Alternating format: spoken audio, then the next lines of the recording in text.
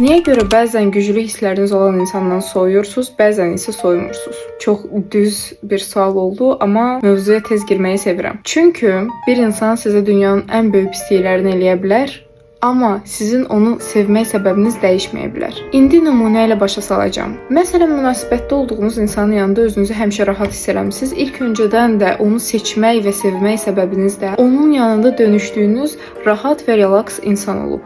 Yəni özünüz. Ona görə də bu insan sizə nə qədər səhv eləyir eləsin, yenə də ondan soyuya bilmirsiniz. Amma bu çox vaxt sizin vəziyyətinizlə əlaqəli olur. O insanla tam olaraq əlaqəli olmur və seans əsnasında siz illüziyalardan arındıqdan sonra o insana qarşı da soyuma yaşayırsınız.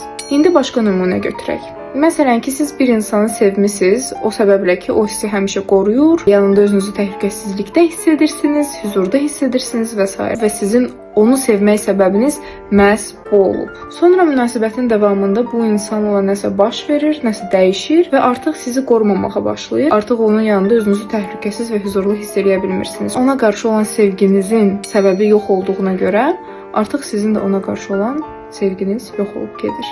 Mən sevgi haqqında danışanda bir çox rəylərdə deyirlər ki, yox, əsas sevgi səbəbsiz sevgidir. Mən sizə bir psixoloq olaraq deyim, səbəbsiz sevgi yoxdur. Səbəbini bilmədiyiniz sevgi var. Bəlkə də o səbəb o dərəcədə gözünüzə görünməyən bir səbəbdir ki, səbəbsiz yerə sevdiyinizi düşünürsünüz.